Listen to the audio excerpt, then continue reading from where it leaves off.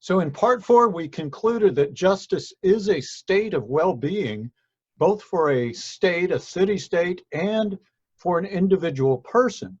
Now that seems to have wrapped up the discussion. However, we go on in book 5 to consider how could we possibly implement this ideal state that we started contemplating earlier.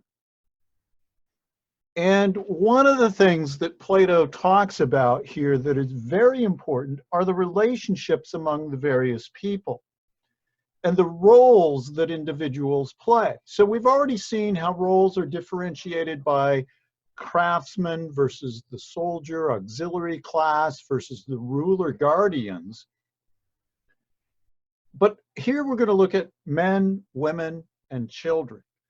Now, very unlike the culture of his day, Plato argued that women should not be prohibited from military service, should not be prohibited from having positions of authority in politics, and should not be prohibited from studying and doing philosophy.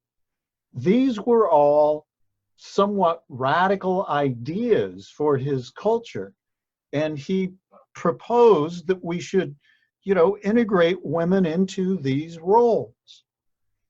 Now, men, women, and children of the guardian class in particular here were to be common among all those in that same class.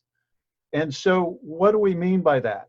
Well, the actual bloodline, so father to son, mother to daughter, etc., were to be not known commonly.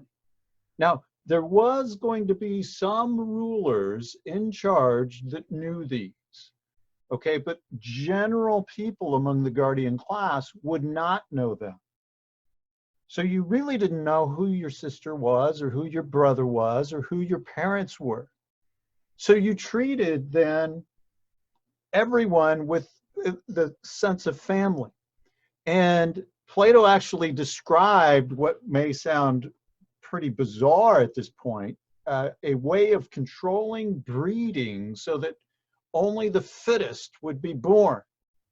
And so the idea is you have a lottery system to determine who's going to have offspring with whom, but the lottery system is rigged by someone who identifies the traits of people that we want to propagate. Yes. Quite odd here. Now, so how does the family fit into this? Again, when we're talking about the guardian class, the craftsman class are having normal families and building their homes, etc. But as a result of the familial atmosphere in the guardian class, where you just consider everyone of certain ages to be part of your family, you have pleasures and pains that are to be shared to all in common. So if somebody becomes ill, right, that's a pain that you share with them. They're part of your family. If somebody has success, you share in that success. They're part of your family. So the laws of commonality, these are things are set up to promote oneness in the state so that people are unified to work together. And that's going to be the greatest good, to have that unity. That's what justice is, all parts working together for the good. So among the individuals, when they are working together for good, that is justice. That is a very good thing. Now, one aspect of this that I just tossing out, there are all kinds of details here, but children were supposed to be taken to wars to observe what was going on as part of their training. Now, this could be for two purposes. One, to kind of become better at military strategy.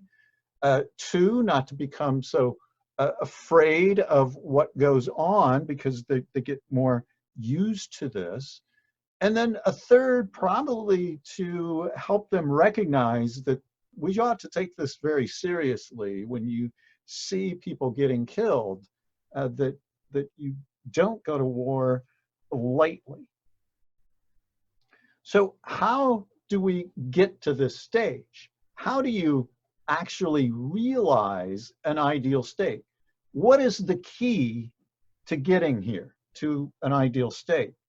Well, Plato says there's only one way you can have an ideal state, and that is when rulers are philosophers. Now, this could occur in two different ways. The first is the best way: make philosophers the kings, make philosophers the people in charge.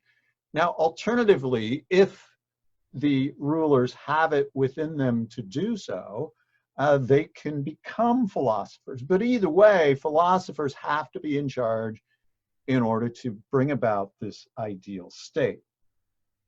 So how do all these things fit together? He talks a little bit more about how do you educate the ruling class, the philosophers now. That's who the ruling class are going to be.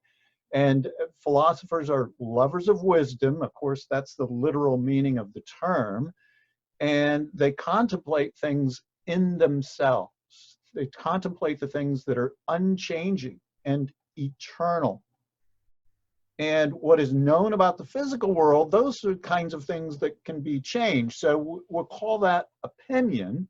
That has a potential for error. For Plato, he makes this distinction between knowledge and opinion.